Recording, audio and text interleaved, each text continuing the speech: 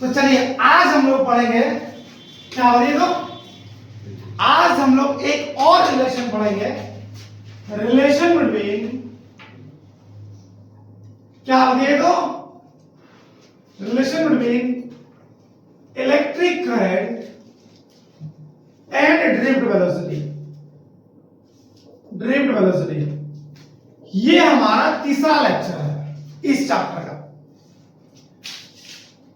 चलिए आज हम लोग पढ़ेंगे relation between electric current and drift velocity. एक बहुत खूबसूरत सा पवित्र रिश्ता है, ये भी बहुत पवित्र रिश्ता है। अरे एक तो गाली लिखे था नहीं है, लिख लीजिएगा। ये भी इंपॉर्टेंट है और उतना ज्यादा इंपॉर्टेंट नहीं है जैसे कि इससे पहले वाला था, समझा ना। चलिए आपके पास एक कंडक्टर है, एक कंडक्टर है, इस कंडक्टर में ना बहुत सारा नंबर ऑफ इलेक्ट्रॉन है, बहुत सारा। आपके पास एक कंडक्टर है, इस कंडक्टर में बहुत सारा फ्री इलेक्ट्रॉन है ना। अच्छा बहुत सारा फ्री इलेक्ट्रॉन है, इसका ये इसको हम क्या बोलते हैं, एरिया ऑफ क्रॉस सेक्शन बोलते हैं, एरिया ऑफ क्रॉस सेक्शन। और ये हमारा हो गया लेंथ एल लिखते हैं और इसको हम लोग ए लिख रहे हैं, है ना। लिखेगा नहीं मतलब आप समझ लीजिए। Let A is equal to क्या होता है तो area of cross section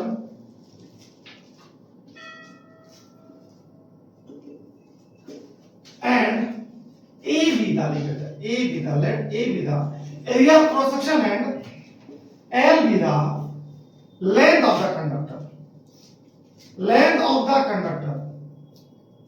A हमारा क्या बने दो एरिया ऑफ क्रॉस सेक्शन और एल आपका क्या बने दो इसका लेंथ है।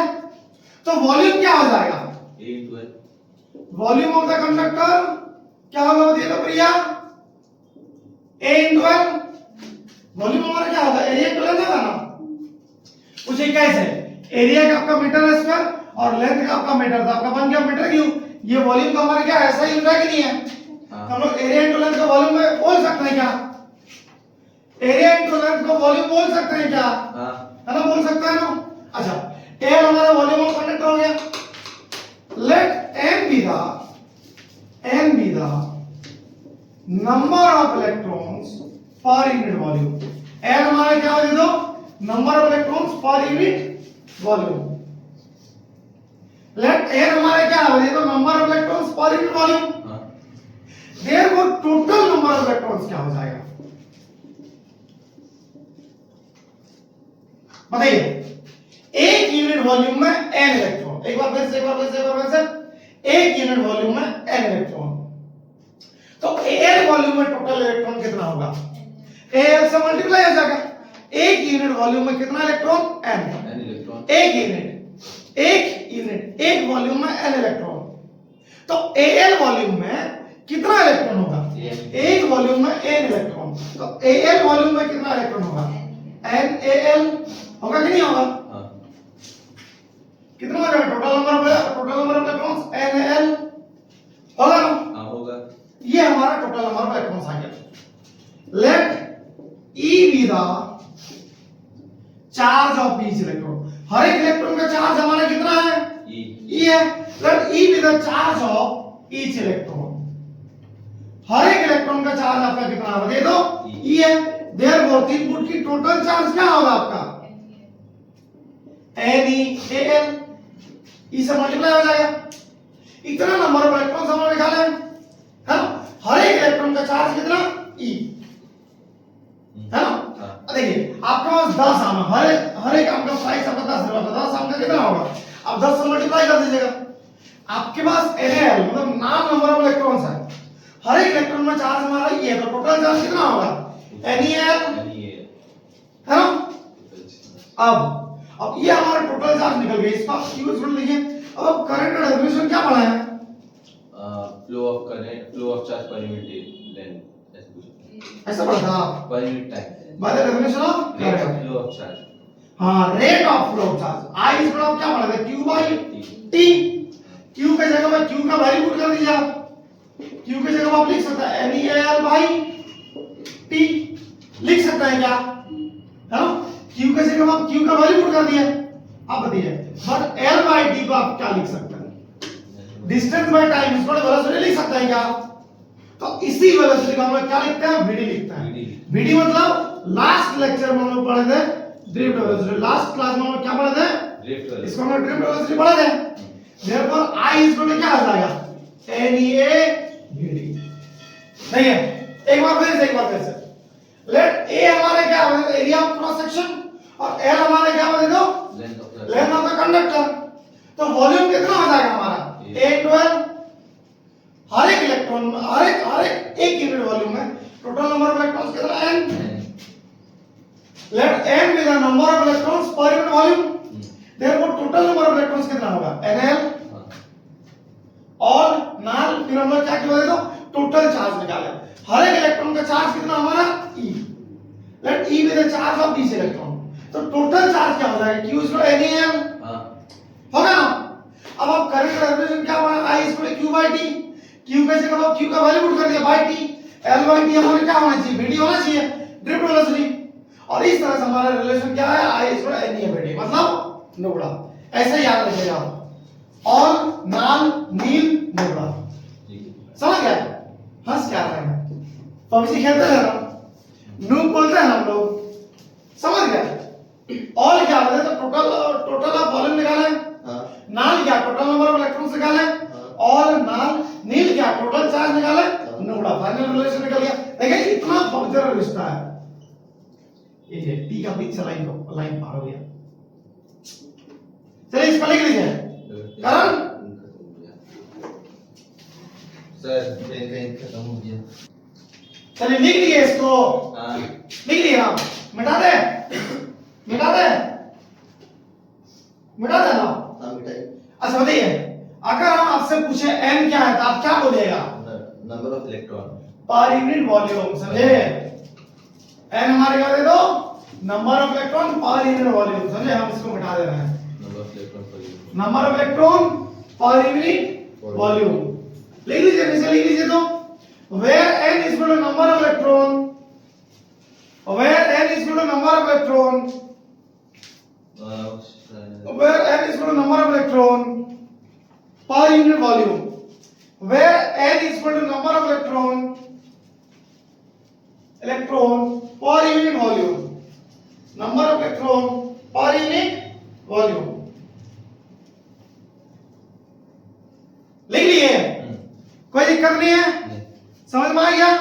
क्या बोले दो, ऑल नाल नील और नुबड़ा। पहला ऑल किस लिए, वॉल्यूम के लिए, टोटल वॉल्यूम। नाल किस लिए, टोटल नंबर ऑफ इलेक्ट्रॉन्स। नील किस लिए, NeL टोटल चार्ज। और लास्ट नुबड़ा किस लिए, फाइनल रिलेशन। समझ गए। अब लिखिए Ohm's law, Ohm's law, Ohm's law, Ohm's law. ये भी जैक बोर्ड में आजकल नहीं पूछ रहा है ना, हम लास्ट बहुत सारे साल से देख रहे हैं, ओम्स लॉ नहीं पूछ रहा था, बहुत कोई ज्यादा इंपॉर्टेंट नहीं है, इससे छोटा छोटा चीज जो पूछता है वो सब इंपॉर्टेंट है। देखिए ओम्स क्या बोला था, ओम्स बोला था अगर किसी कंडक्टर का टेम्परेचर कांस्टेंट रहे, मैकेनिकल स्ट्रेन कांस्टेंट रहे, एक बार फिर से, अगर किसी कंडक्टर का टेम्परेचर कांस्टेंट रहे और मैकेनिकल स्ट्रेन कांस्टेंट रहे, अर्थात तार का लंबाई चौड़ाई मोटाई ना बढ़े ना घटे, समझे। अगर किसी वायर का, किसी कंडक्टर का टेम्परेचर कांस्टेंट रहे और उसका मैकेनिकल स्ट्रेन कांस्टेंट रहे, स्ट्रेन STRAIN स्ट्रेन कांस्टेंट रहे, समझे। मैकेनिकल स्ट्रेन मतलब उसका लंबाई चौड़ाई मोटाई ना बढ़े ना घटे, समझे। अगर कांस्टेंट रहे तो ओम्स लॉ कहता V directly proportional to I होगा, जितना आप करंट दीजिएगा उतना उसका पोटेंशियल भी होगा। ये कौन बोला था, ये बोला था ओम। कौन ओम, नाम है इसका जॉर्ज, इनका जॉर्ज साइमन ओम। और साइमन का स्पेलिंग ऐसे ही होता है ना, जैसा भी होता है, SIMON, ठीक है। जॉर्ज साइमन ओम नाम में क्या रखा है, ये नाम में बहुत कुछ रखा हुआ रहता है।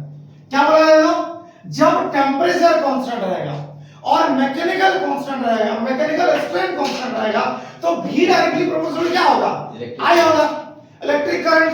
समझ गए? तो इसको जब आप हटाइएगा, प्रोपोर्शनल हटाइएगा, हमारे कांस्टेंट लगता है क्या, दे दो R। जहां R क्या है, R इज अ कांस्टेंट, इसको हम लोग क्या बोलते हैं, नोन एज रेसिस्टेंस। R हमारा क्या होती है, तो एक कांस्टेंट है जिसको हम लोग क्या बोलते हैं, रेसिस्टेंस बोलते हैं। रेसिस्टेंस मतलब क्या, रुकावट। समझ गए? रेसिस्टेंस मतलब रुकावट, समझ गए? ये रेसिस्टेंस का वजह से करंट तो नहीं रुकता, पर उस करंट का क्षमता, पोटेंशियल घट जाता है। करंट आपका उस वायर में, इधर आपका जितना है ना, मान लीजिए 5 एम्पीयर वायर में करंट पास हुआ, तो इधर भी 5 एम्पीयर चल ही जाता, पर उस करंट का पोटेंशियल क्या हो जाता, आपका घट जाता थोड़ा सा। समझे? करंट अगर पूरा सीरीज में, तो करंट इधर अगर आपका 5 एम्पीयर है, उधर भी 5 ही एम्पीयर जाएगा, बस उस करंट का पोटेंशियल क्या होगा, घट जाएगा। इसको मस्त टाइप से एक्सप्लेन करेंगे, पहले इसको लिखते हैं स्टेटमेंट, ठीक है? इसको एकदम मस्त टाइप से एक्सप्लेन करेंगे।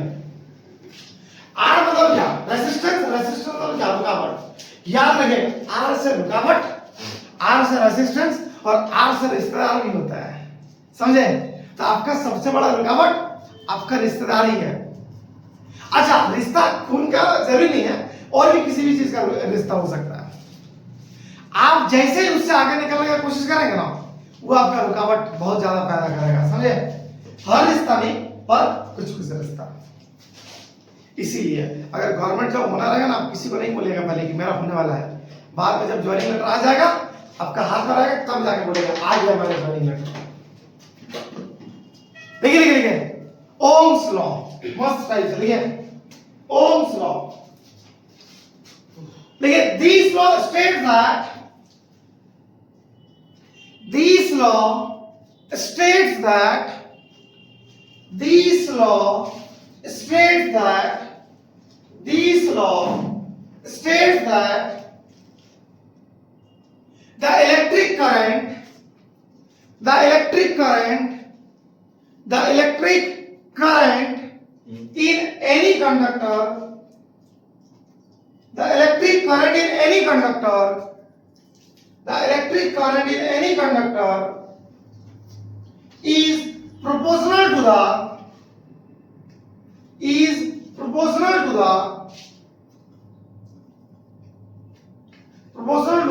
potential difference between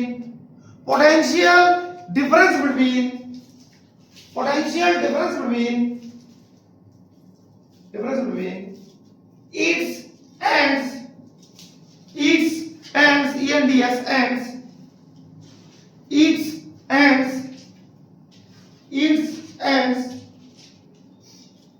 when other factor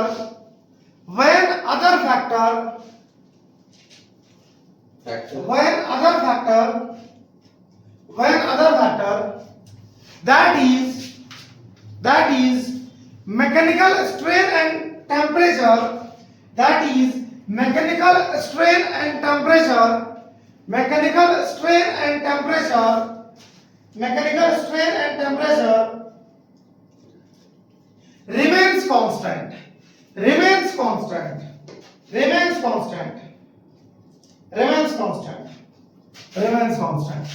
समझ गया? जब टेम्परेचर, क्या क्या कांस्टेंट होगा आपको मैं दे दूं, टेम्परेचर कांस्टेंट होना चाहिए, और दूसरा क्या कांस्टेंट होना चाहिए, मैकेनिकल स्ट्रेन। ये अगर दो चीज कांस्टेंट हुआ, तो हमारा क्या होगा, V directly proportional to I होगा। इसका बढ़ाइएगा, हमारा कांस्टेंट है R, तो V इक्वल टू RI, जहां पर R क्या है, एक कांस्टेंट है जिसको हम लोग क्या बोलते हैं, रेजिस्टेंस बोलते हैं। समझ में आया क्या? रेजिस्टेंस मतलब क्या, रुकावट। अगर रेजिस्टेंस को लिखा जाए तो हम लोग कैसे लिखेंगे, R equal to V by I लिखेंगे क्या? हाँ, ratio between potential difference and current. चलिए पहले आप इसको लिख लीजिए इतना दूर तक, उसके बाद आगे लिखते हैं हम लोग। V डायरेक्टली प्रोपोर्शनल है V इक्वल टू R, जहां पर R क्या आपका रेजिस्टेंस है। समझ गए? रेजिस्टेंस मतलब रुकावट,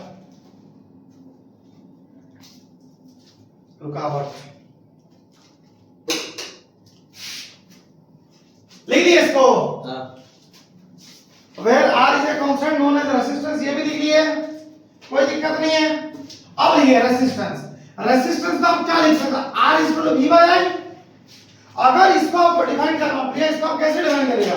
ratio between potential and it's corresponding current बोल सकते हैं क्या?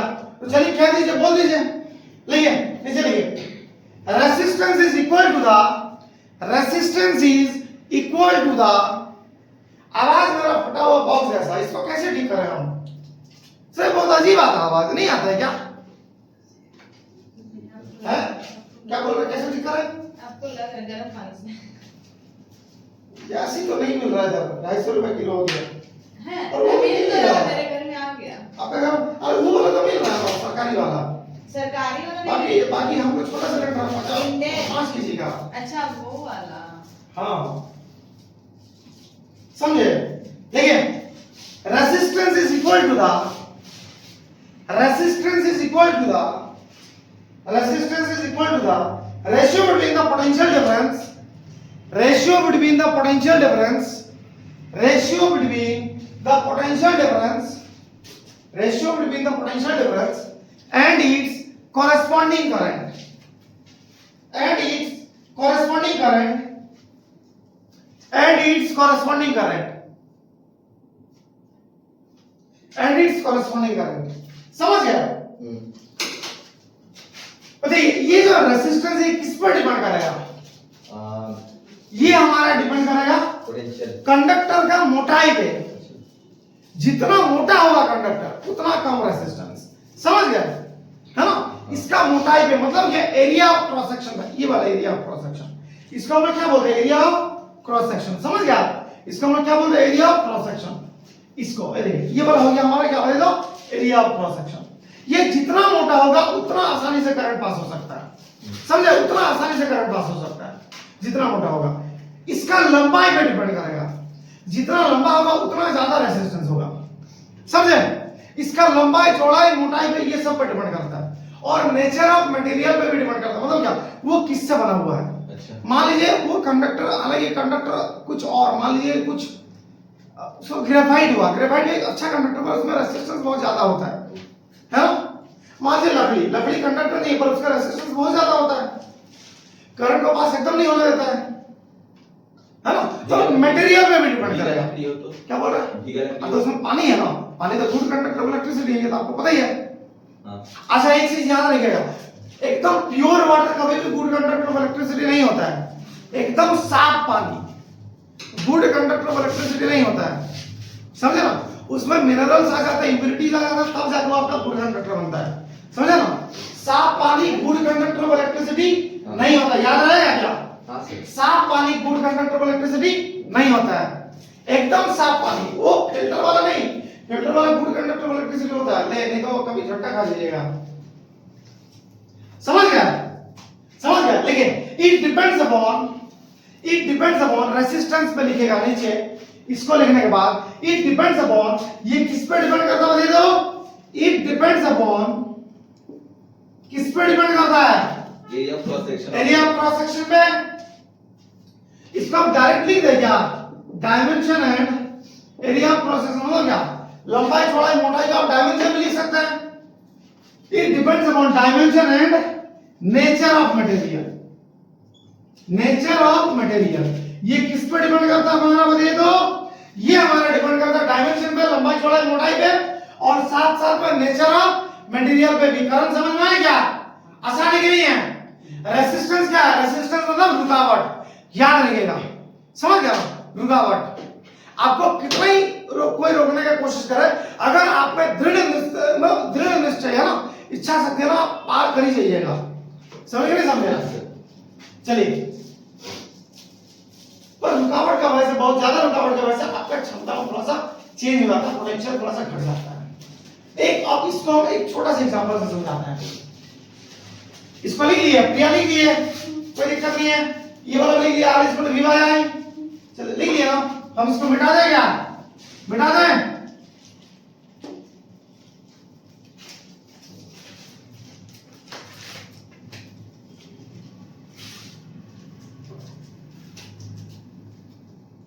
चलिए हम इसको मिटा देंगे। अब देखिए must is heading the resistance. Resistance. Resistance का मतलब क्या होता है? आपका रुकावट. रुकावट. Resistance. Resistance मतलब क्या? रुकावट. है ना? अब सोचिए एक रास्ता है आपके पास, बहुत मस्त रास्ता है. ठीक है प्रिया? एक में आप भाग रहे हैं और एक में प्रिया, पहली वाली जो सीनियर वाली प्रिया भाग रही है. ठीक है? आप दोनों इस रास्ता पर भाग रहे हैं.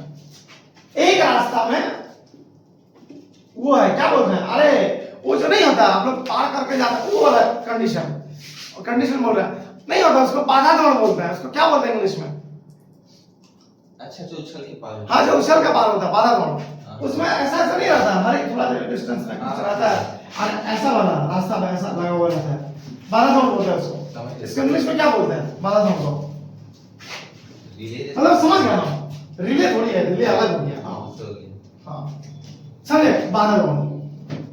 अब प्रिया आप ये वाला रास्ता में दौड़ रहे हैं और आप वाला प्रिया ये वाला रास्ता में दौड़ रहा है. अब बताइए, आप यहां से दौड़ रहे हैं, ये बाधा दौड़ पार कर कर आप यहां तक पहुंच ही जाइएगा और ये प्रिया भी ये वाला रास्ता पूरा पहुंच जाएगा. दोनों सही सलामत पहुंचे, पर थकेगा कौन ज्यादा?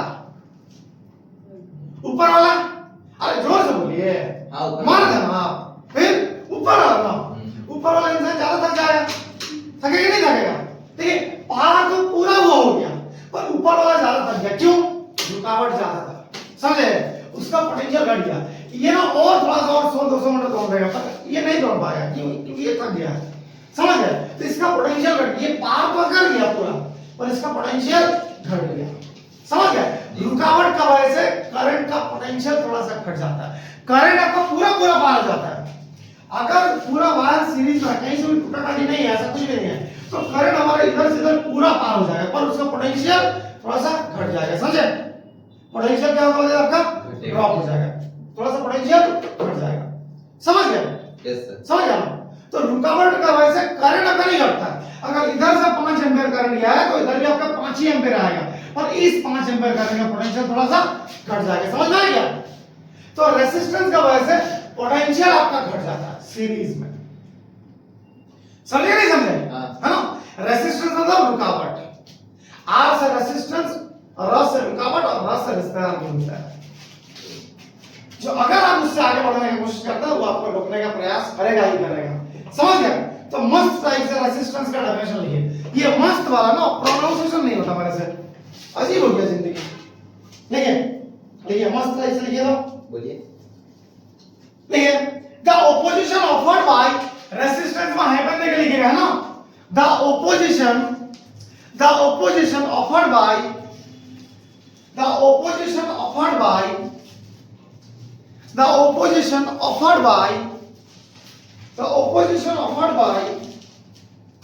the conductor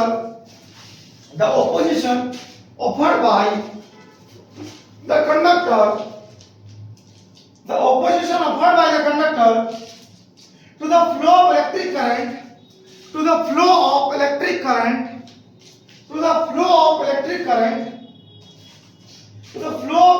current passing through it, to the flow of electric current passing through it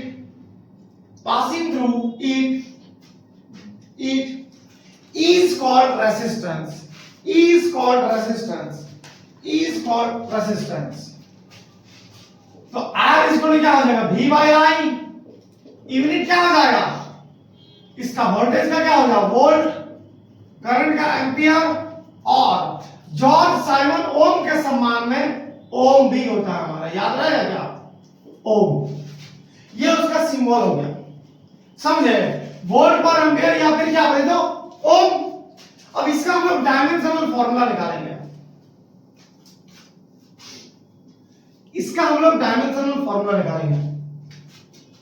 बताइए, हम लोग v का तो जानते नहीं, v का निकालना पड़ेगा पहले. v इस क्या होता है? w by q. w का हमारा हो जाता है m1 l2 t minus 2 और चार्ज का क्या? it. हमारा डायमेंशनल फॉर्मूला v का कितना हो गया?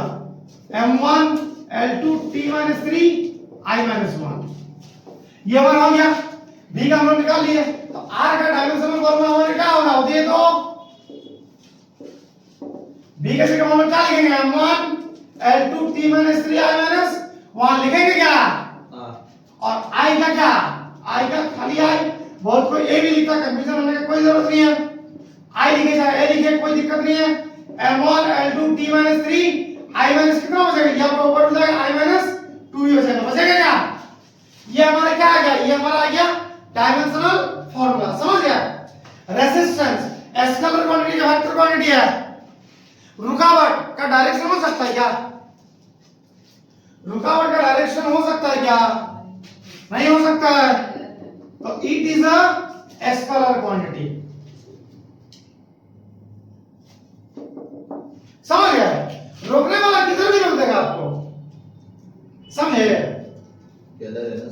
हाँ, एक और चीज याद रखिएगा, आपको रोकता वही है, रोक वही सकता जो आपको बहुत अच्छा से जानता हो, अगर आपको नहीं जानता है तो नहीं रोक सकता है।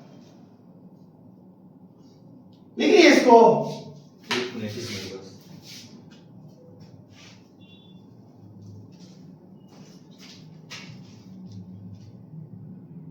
लिखिए ना, अब लिखेगा लॉज ऑफ रेसिस्टेंस, अब लिखे टॉपिक लॉज ऑफ रेसिस्टेंस। अच्छा ये समझ गए, रेसिस्टेंस समझ गया प्रिया, रेसिस्टेंस कोई दिक्कत नहीं है। रेसिस्टेंस हमारा क्या बता दो, opposition offered by the conductor to the flow of electric current, electric current को फ्लो होने से रोकता है रेसिस्टेंस, समझ गए। हर जगह थोड़ा थोड़ा होता है।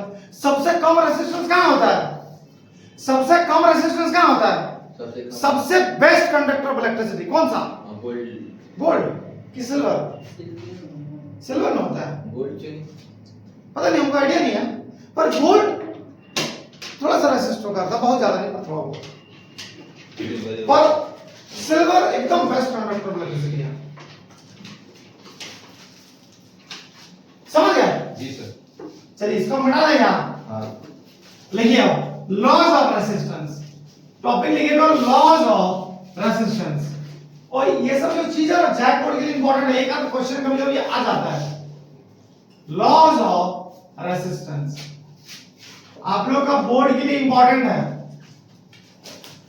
Laws of resistance. और देखिए रेसिस्टेंस डिपेंड किसमें करता है, on what factor resistance depends, ठीक है तो हाँ इसी में लिखे और कैंडल दीजिए, और on what factor resistance depends, on what factor resistance depends, resistance किस किस चीज पर डिपेंड करता है, on what factor resistance depends, resistance किस पे हमारा डिपेंड करता है, रेसिस्टेंस हमारा डिपेंड करता है किस पे, दे दो लिखिए रेसिस्टेंस डिपेंड्स अपॉन, पहला पॉइंट, हाँ डिपेंड्स अपॉन, एक नंबर रेसिस्टेंस किस पे डिपेंड करता है, आपका एरिया ऑफ क्रॉस सेक्शन पे, पहले आप लिख लीजिए डायरेक्टली प्रोपोर्शनल होता है एल का, रेसिस्टेंस हमारा डिपेंड करता है एल पे, लेंथ ऑफ द कंडक्टर पे, जितना लंबा कंडक्टर उतना ज्यादा resistance, length of the conductor, समझ में आ गया, जितना लंबा कंडक्टर उतना ज्यादा रेसिस्टेंस।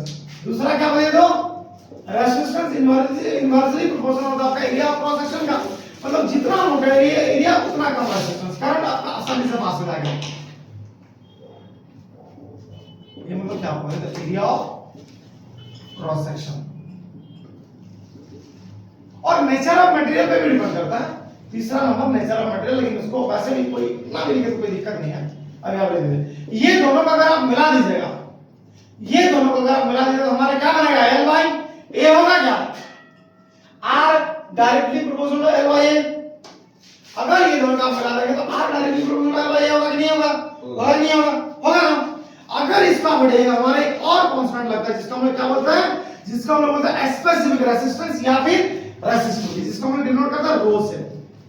अब आर इज क्या हो जाएगा, रो एल बाई ए, जहां पर रो आपका क्या बने, तो रो हमारा क्या है, रो हमारा specific resistance, rho is a constant known as specific resistance, specific resistance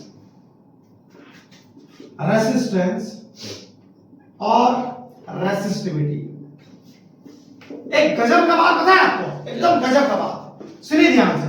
अगर एक वायर कॉपर का बना हुआ इतना मोटा और एक दूसरा वायर भी कॉपर का बना हुआ थोड़ा सा पतला, दोनों का रेजिस्टेंस अलग अलग हो सकता है। एक बार फिर से, अगर एक मोटा वायर है, ये भी कॉपर का है, COPP या कॉपर, और ये भी कॉपर का है, दोनों कॉपर का, या फिर कोई सा भी मटेरियल का, दोनों सेमी मटेरियल का बना हुआ हमारा, दोनों सेम ही मटेरियल का बना हुआ हमारा, ठीक है। तो दोनों का रेजिस्टेंस अलग अलग हो जाएगा, कोई दिक्कत नहीं है, और दोनों का स्पेसिफिक रेजिस्टेंस या फिर रेजिस्टिविटी सेम रहेगा। अगर मटेरियल सेम हो तो स्पेसिफिक रेजिस्टेंस या फिर रेजिस्टिविटी सेम रहेगा, पर रेजिस्टेंस अलग अलग हो सकता है। समझ गए आप? इसको लिखने के बाद ना आप नोट करके उस चीज को लिख लीजिएगा। अगर मटेरियल अलग अलग हो तो स्पेसिफिक रेजिस्टेंस बदल जाएगा आपका। अगर मटेरियल अलग अलग हो तो स्पेसिफिक रेजिस्टेंस, रेजिस्टिविटी और रेजिस्टेंस दोनों बदलेगा। पर अगर मटेरियल सेम हो, तो दोनों में क्या होगा आपको बता दो, रेजिस्टिविटी सेम होगा। समझ गए? समझ में आ गया? कोई दिक्कत नहीं है। पहले इसको आप लिख लीजिए, पहले इसको आप लिख लीजिए, लिख दिए इसको, देखिए नोट करके लिख दो। अगर मटेरियल सेम हो, हिंदी में लिख लीजिए, अगर मटेरियल सेम हो, मटेरियल सेम हो कंडक्टर का,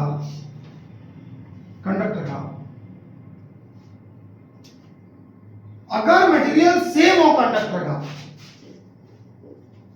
दोनों कंडक्टर चाहे मोटा हो पतला हो फर्क नहीं पड़ता, दोनों कंडक्टर चाहे सेम साइज का हो, सेम लेंथ का हो ना हो, फर्क नहीं पड़ता, और रेसिस्टिविटी दोनों का सेम होगा। अगर मटेरियल सेम हो तो रेसिस्टिविटी सेम होगा। अगर मटेरियल सेम हो तो रेसिस्टिविटी सेम होगा। रेसिस्टेंस भले बदल सकता है पर रेसिस्टिविटी सेम होगा। अगर मटेरियल सेम हो कंडक्टर का तो रेसिस्टिविटी सेम होगा। भले रेजिस्टेंस बदल जाए। हाँ, रेसिस्टेंस बदल सकता है, कोई दिक्कत नहीं है। मोटा हो पतला तो रेसिस्टेंस तो भी सब बदलेगा। ये पतला हुआ रेसिस्टेंस ज्यादा होगा, ये मोटा हुआ रेसिस्टेंस कम होगा, पर जो रेसिस्टिविटी है वो हमारा सेम रहेगा दोनों जगह। स्पेसिफिक रेजिस्टिविटी ना। हाँ, स्पेसिफिक रेसिस्टेंस या फिर रेसिस्टिविटी दोनों का मतलब सेम हो, समझ गए ना?